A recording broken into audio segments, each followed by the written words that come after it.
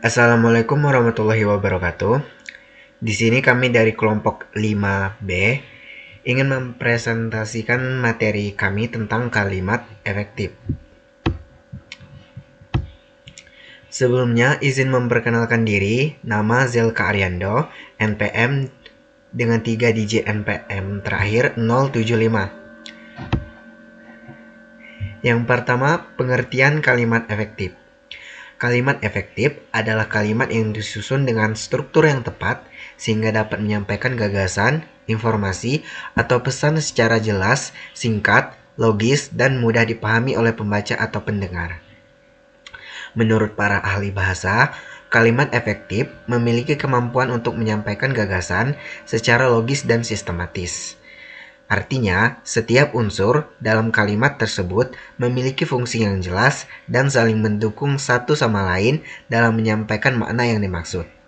Dalam penulisan ilmiah maupun komunikasi sehari-hari, kalimat efektif sangat diperlukan agar informasi dapat dipahami dengan baik oleh orang lain.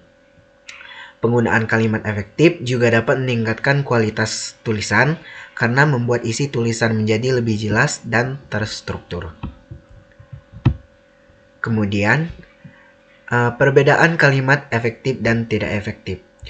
Kalimat efektif dan tidak efektif memiliki perbedaan yang cukup jelas dalam penyusunan maupun penyampaian maknanya. Kalimat efektif disusun secara ringkas, jelas, dan tidak bertele-tele. Sementara itu, kalimat tidak efektif biasanya mengandung kata yang berlebihan, struktur yang tidak jelas, atau makna yang membingungkan. Yang pertama, kalimat efektif menyampaikan pesan secara jelas dan langsung, tidak menggunakan kata-kata yang berlebihan, struktur kalimatnya sesuai dengan kaidah bahasa, mudah dipahami oleh pembaca atau pendengar. Contohnya, siswa membaca buku di perpustakaan. Kemudian, untuk kalimat tidak efektif, contohnya, para siswa-siswa semuanya sedang melakukan kegiatan membaca buku di dalam perpustakaan sekolah tersebut. Untuk contoh lain kalimat tidak efektif, yaitu para mahasiswa-mahasiswa semuanya berkumpul bersama-sama di dalam ruang kelas.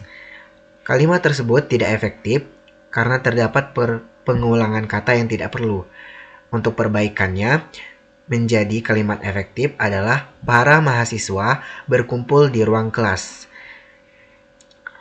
Kalimat efektif memiliki beberapa kelebihan dibandingkan kalimat yang tidak efektif. Di antaranya lebih mudah dipahami, lebih singkat, serta jelas dalam menyampaikan informasi. Kemudian selanjutnya, fungsi kalimat efektif dalam komunikasi lisan dan tulisan. Yang pertama, menyampaikan pesan dengan jelas. Kalimat efektif membantu pembicara atau penulis menyampaikan informasi secara jelas sehingga mudah dipahami oleh orang lain. Yang kedua, menghindari kesalahpahaman. Penggunaan kalimat yang tepat dapat mencegah terjadinya salah tafsir dalam komunikasi. Yang ketiga, membuat komunikasi lebih efisien. Kalimat yang tidak bertele-tele membuat proses komunikasi menjadi cepat dan efektif. Kemudian selanjutnya, yang keempat, meningkatkan kualitas tulisan dalam karya ilmiah, laporan maupun makalah. Penggunaan kalimat efektif membuat tulisan menjadi lebih sistematis dan mudah dipahami. Yang kelima, membantu pembaca memahami gagasan utama. Kalimat efektif menuntun pembaca untuk memahami inti pesan yang ingin disampaikan oleh penulis. Berikutnya, ciri-ciri dan syarat kalimat efektif. Ciri-ciri, yang pertama kesepadanan, yang kedua kesatuan, yang ketiga kepaduan, 4 kehematan kata, 5 penekanan, 6 kelogisan. Untuk yang pertama, kesepadanan dalam kalimat efektif adalah keseimbangan antara gagasan atau ide dan struktur bahasa yang digunakan, ditandai dengan kejelasan subjek dan predikat, ketiadaan subjek ganda, serta tidak menggunakan kata di depan subjek. Kemudian yang kedua, kesatuan. Kesatuan dalam kalimat efektif adalah keseimbangan antara gagasan atau pikiran dan struktur bahasa, di mana satu kalimat hanya mengandung satu ide pokok yang jelas. Ketiga, kepaduan atau koherensi dalam kalimat efektif adalah hubungan timbal balik yang padu, kompak, dan jelas antara unsur-unsur pembentuk kalimat, kata atau frasa, sehingga informasi yang disampaikan utuh, tidak terpecah-pecah, dan mudah dipahami. Kemudian yang keempat, kehematan kata. Kehematan kata dalam kalimat efektif adalah penggunaan kata, frasa, atau bentuk lain secara efisien tanpa mengurangi makna, menghindari pengulangan subjek, kesinoniman, dan penjamakan kata yang tidak perlu. Kemudian yang kelima, penekanan. Penekanan dalam kalimat efektif adalah upaya menonjolkan gagasan utama agar mudah dipahami. Biasanya melalui penempatan kata kunci di awal, pengulangan kata atau repetisi, pengontrasan, atau penggunaan partikel penegas seperti lah, pun, dan kah. Kemudian yang keenam, kelogisan.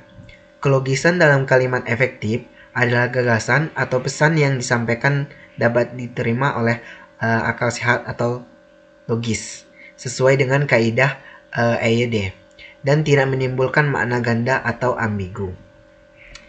Kemudian berikutnya, syarat EYD.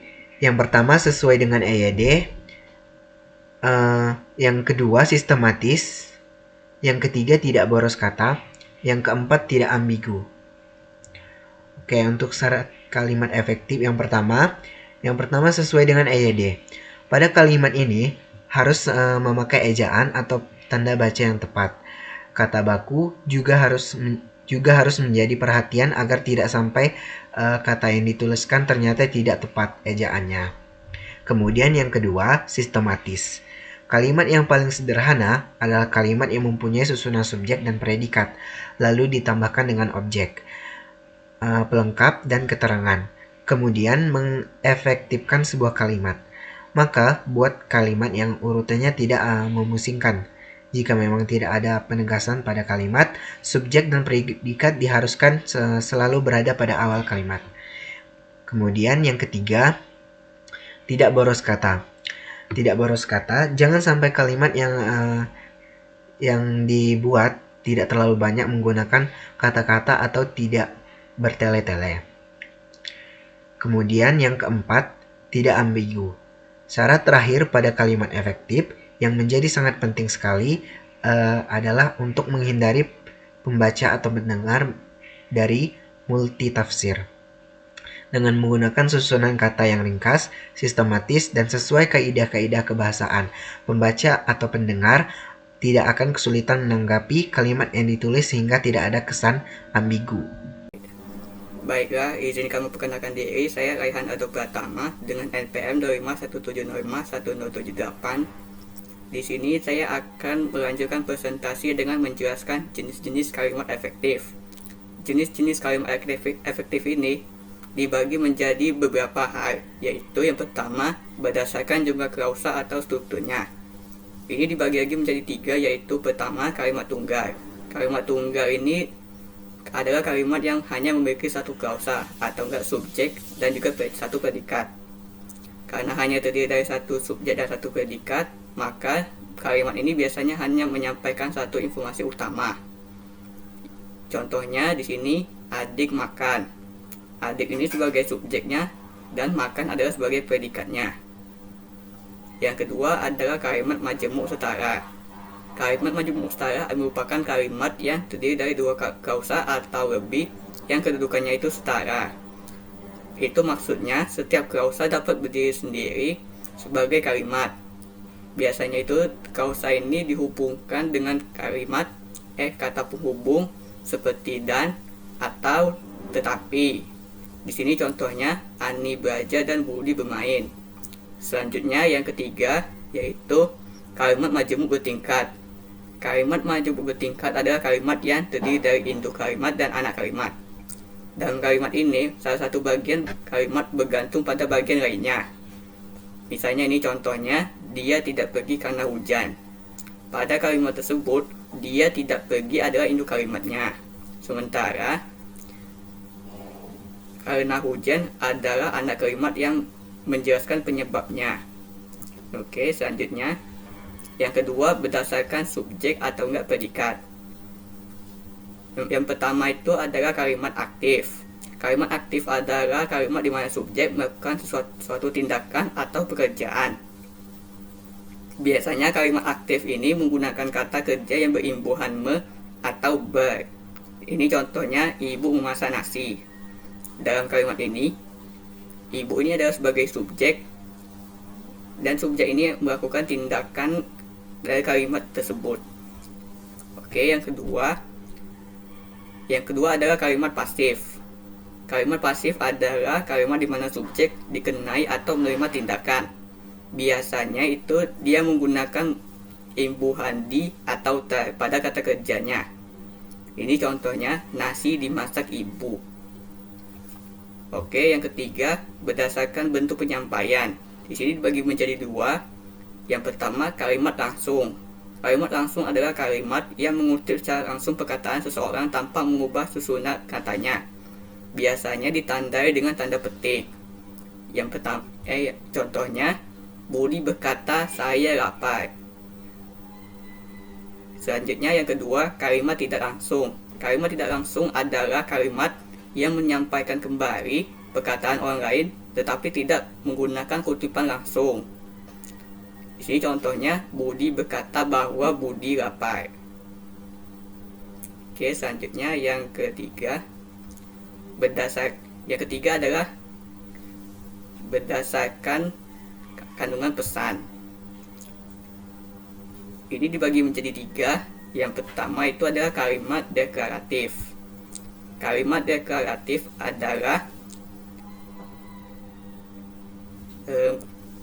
kalimat deklaratif ini digunakan untuk menyampaikan informasi atau pernyataan kepada orang lain. Yang kedua adalah kalimat interrogatif atau tanya. Kalimat ini digunakan untuk menyampaikan informasi atau pernyataan kepada orang lain. Oke, yang ketiga adalah kalimat imperatif. Kalimat imperatif adalah kalimat yang digunakan untuk memberikan perintah, ajakan, atau larangan kepada seseorang.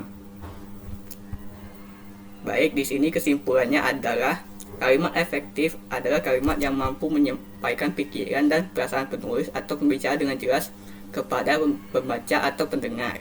Bahasa tulisan dalam kalimat efektif harus menggunakan bahasa yang baik dan benar agar dapat mudah diterima dan dimengerti oleh pembaca.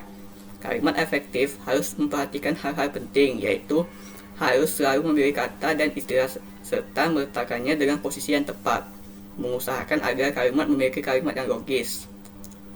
Baiklah, sekian dari penjelasan saya. Jika ada kekurangan, saya mohon maaf. Kami akhiri. Wassalamualaikum warahmatullahi wabarakatuh.